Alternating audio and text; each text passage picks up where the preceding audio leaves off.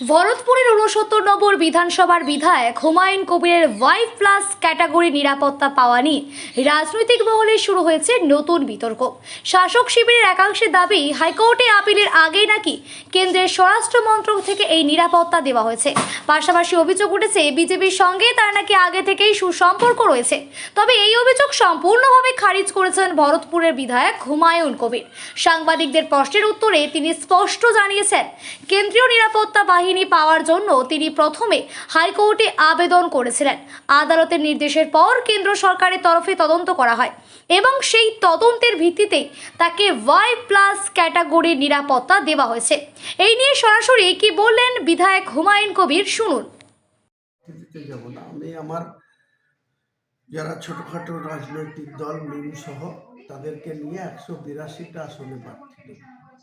জোট হচ্ছে কার কার সঙ্গে? হ্যাঁ, কার সঙ্গে জোট হচ্ছে? এসডিপিআই, তারপরে আজাদ সমাজ পার্টির সঙ্গে জোটের কথা হয়েছিল। ওনাদের যে প্রার্থী ইমতিয়াজ মোল্লা রাজ্য সভাপতি, সে আমার দলের হয়ে প্রার্থী হবে, কারণ ইমতিয়াজ মোল্লাকে আমি সিট ছেড়েছি। তাদের আবার সর্বভারতীয় নেতা নাকি তাকে সিট দিতে চায় না, কাজে সে ইমতিয়াজ মোল্লা বলেছে আমি আজাদ সমাজ পার্টি থেকে পদত্যাগ করে আমার পার্টিতে জয়েন করবে, তাকে ফারাক্কাতে ক্যান্ডিডেট করবে। আমরা গোটা ২৯৪-এর মধ্যে ১৮২টা আসনে প্রার্থী।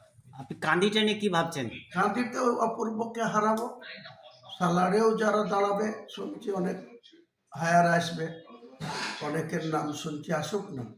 আমি এক্সিস্টিং এমএলএ সেখানকার, আমি যাকে প্রার্থী করব আমার প্রার্থীকে জিতাবো। মুর্শিদাবাদ জেলায় তৃণমূলকে শূন্য করব বলেছি, করতে। আচ্ছা, কান্দিতে তো কংগ্রেস প্রার্থী ঘোষণা করলো। কল করতেই পারে, কংগ্রেসের মতো লড়বে, কংগ্রেসের সাথে তো আমার কোনো জোট হচ্ছে না। না, আপনি প্রার্থী দিবেন না মিম প্রার্থী দিবে কান্দি এরকম? কাঁদি মিম কেন প্রার্থী দেবে? আমি তো কাঁদিকে আদি সিট তো মিমকে ছাড়িনি। আচ্ছা, আপনি ভরতপুরে না যাওয়ার কারণে কি মানে আপনার যে অনুগামীরা তারা দেখছি ইদানিং এখন মানে অন্যান্য পার্টিতে যোগদান করছে? দেখুন, ভরতপুরের যে কটা রাজনৈতিক দলের নেতা কর্মী আছে তাদের কোনো স্থিরতা নেই, তাদের কোনো বিশ্বাসযোগ্যতাও নেই। কারণ 2021-এ যখন ভোটে লড়তে গিয়েছিলাম তখন এই সিজার, এই নূর আলম, তাদের টিম 12টা প্রধানের মধ্যে 9টা প্রধান আমাদের প্রতীকের বিরুদ্ধে, আমার বিরুদ্ধে, মমতা ব্যানার্জির দলের বিরুদ্ধে। দলের থেকে তারা সেই এর মতো যে ডালে বসে কালিদাসের মতো যে ডালে বসে সেই ডাল কাটার চেষ্টা করেছিল। আজকে তারা আবার এধার ওধার করে বেড়াচ্ছে। আমি কাউকে কিছু বলতেও চাই না, তারা যা খুশি করতে পারে। তবে আমি ভরতপুরে এক্সিস্টিং এমএলএ আছি, সেখানে আমার প্রার্থী দেব এবং সেই প্রার্থীকে আমি জিতিয়ে আনবো। কাউন্টিংয়ের দিনে দেখাবো যে কার কত ওখানে ভোটাররা কার সঙ্গে আছে বা ভোটাররা কার সঙ্গে থাকতে চায়। আপনার বহাল থাকবে ভরতপুর ৬৯ বিধানসভা অবশ্যই, আপনার দিকে? অবশ্যই। আর একটা কথা শুনতে পাচ্ছি, ভরতপুর বিধানসভায় ৬৯-তে ববি হাকিমের মেয়ে দাঁড়াচ্ছে, এরকম? জয়া খুশি দাঁড়া, ববি হাকিমের মেয়ে দাঁড়া, শুনছি ডেভিডের চামচা রাজীব হোসেন দাঁড়াবে, আবার শুনছি ডেভিডের দাদা পার্থপ্রতিম দাঁড়াবে। 3টে দাঁড় করিয়ে দেখ না, আমি একটা দাঁড় করাবো। আমি একজনকে দাঁড় করাবো, তাকে জিতিয়ে আনবো। কাউন্টিংয়ের দিনে হিসাব কাঁদিতে হবে না।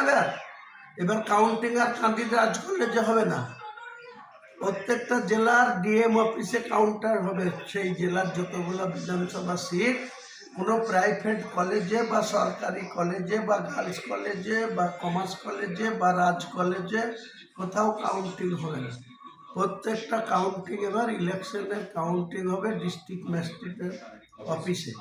সেদিনকে দেখিয়ে দেবো যে হুমায়ুন কবির মুখে যা বলে কাজে তাই করে। আচ্ছা, তাহলে আপনার ওয়াই ক্যাটাগরির যে নিরাপত্তা রক্ষী, তাহলে আপনি কোর্টের মাধ্যমে পেয়েছেন? হ্যাঁ, তার প্রমাণ আছে। বলুক, কেউ চ্যালেঞ্জ করুক, অর্ডারের কপি অফিসারকে চ্যালেঞ্জ করুক, অফিসারের কাছে অর্ডারের কপি আছে। আমাকে যে অর্ডারের কপি রিসিভ করে নিয়েছে এবং আমাকে দিয়েছে, আপনাকে দেখিয়ে দিচ্ছে। ওই চাষাদেরকে বলেন পড়িয়ে নেবে। চাষারা মূর্খরা, মূর্খদের তো কোনো কথার জবাব হয় না। তো এই মূর্খদেরকে বলবেন একটু অর্ডারের কপিটা পড়ে নেন। ওরা বলতে চাইছে এটা বিজেপির স্বরাষ্ট্রমন্ত্রী দিয়েছে, এটা কোর্টে কোনো রায় নয়। বললাম তো স্বরাষ্ট্রমন্ত্রী বিজেপির হয় না, স্বরাষ্ট্রমন্ত্রী হয় যারা সরকারে থাকে তাদের স্বরাষ্ট্রমন্ত্রী হয়।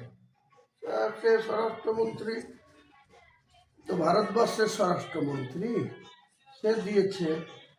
তাকে তো আমি লিগেল কোর্ট অর্ডার আর আমি তাকে অ্যাপ্লিকেশন করেছি, আমার বিরুদ্ধে তদন্ত হয়েছে, আমার বিষয়টা ভালো করে দেখেছে। তারপরে এই মূর্খদেরকে আরেকটা খবর দিবে যে মূর্খরা শুধু ওয়েস্ট বেঙ্গলে পাহারা দেওয়ার জন্য দেয়নি, এই সিকিউরিটি, এই ধরনের সিকিউরিটি ভারতবর্ষের ভিআইপিদের মাত্র 58 জনের আছে, হুমায়ুন কবিরকে জুড়ে 59 জন।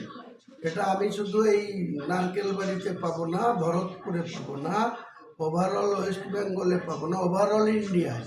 আমি যদি প্লেন ধরে দিল্লি যাই, এই রকম সিকিউরিটি দিল্লিতে এয়ারপোর্টে আমার জন্য ওয়েট করবে। শুধু আমাকে আমার মুভমেন্ট মেসেজ করে দিতে হবে, এই অফিসাররাই মেসেজ করে দেবে। আমি আগের দিন বলে দেবো আমি কোথায় যাচ্ছি, কোন প্লেন ধরছি, ওনারা আমাকে নিয়ে গিয়ে এয়ারপোর্টে পৌঁছাবে আর ওনাদের অফিস থেকে কমিউনিকেট করে দিল্লিতে নামবো, একই সিকিউরিটি দিল্লিতে দেবে। যদি আমি গুজরাট যাই, গুজরাটে পাবো। ওই মূর্খদেরকে একটু ভালো করে বলে দিন যে অর্ডারটা ভালো করে পড়ে নেব। ঠিক আছে। কাকে দেব এটা লোকানোর কিছু ব্যাপার না। আমি তো কালকেও মালদার 4টে প্রার্থী ডিক্লেয়ার করেছি, আমার 9টা আগে ডিক্লেয়ার করা ছিল, কাল 4টে, তারপরে কেতুগ্রাম অঘোষিত ডিক্লেয়ার হয়ে আছে, কাটোয়া ডিক্লেয়ার হয়ে আছে, পূর্বস্থলী ডিক্লেয়ার হয়ে আছে। এরকম করে আমরা টোটাল আমার নেতৃত্বে 182টা আসনে আমরা ভোটে লড়ব এবং আমরা মেজরিটির কাছাকাছি পৌঁছাবো বলে দিলাম। মমতা ব্যানার্জির স্থান হবে 3য় স্থানে। যে বিজেপিকে মমতা ব্যানার্জিরা আমাকে বিজেপির বি টিম বলছে, আমি এ টিমের ক্যাপ্টেনশিপ করবো। আপনি মমতা ব্যানার্জি বুঝতে পেরে যাবে কার সঙ্গে কি করেছে। মমতা ব্যানার্জি কাল যে পা দিয়েছে সেদিন বুঝতে পারবে, কাউন্টিংয়ের দিনে বুঝতে পারবে। আপনাকে বারবার বিজেপির সমর্থক বা বিজেপির লোক বলছে কেন এরা?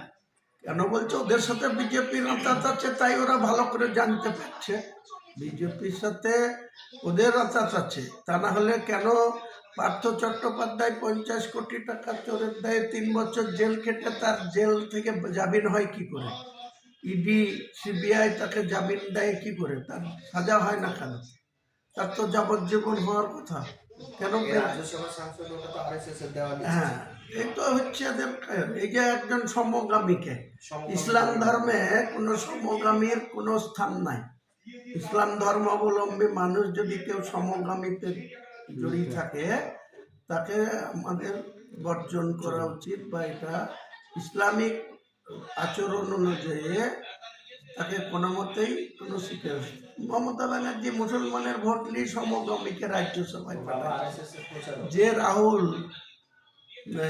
মানে বাবুল সুপ্রিয় আসানসোলে মুসলমানদের খুন করেছে, সে আবার এখানে বালিগঞ্জে দাঁড়িয়ে সুব্রত মুখোপাধ্যায় মরার পরে সেখানে দাঁড় করে তাকে রাজ্যমন্ত্রী, তাকে আবার পুরস্কৃত। যে রাজীব কুমারকে সব জানে মমতা ব্যানার্জির দুর্বলতা, তার জন্য তার মতো লোককে তারা 2.5 লাখ টাকা পেনশন সুবিধা পাবে, তাকে আবার রাজ্যসভায় পাঠাচ্ছে।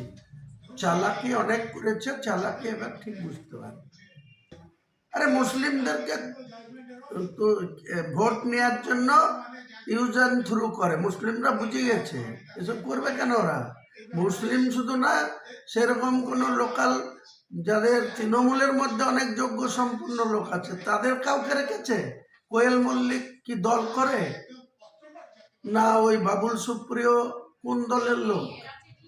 আর ওই যে আর দুজনকে করেছে রাজীব কুমার, সে কি পলিটিক্সের জানে? সে এতদিন ধরে আইপিএস সব সুবিধা ভোগ করলো, আবার তাকে রাজ্যসভায় পাঠাচ্ছে। তো তৃণমূল দলটা তো থাকবে না।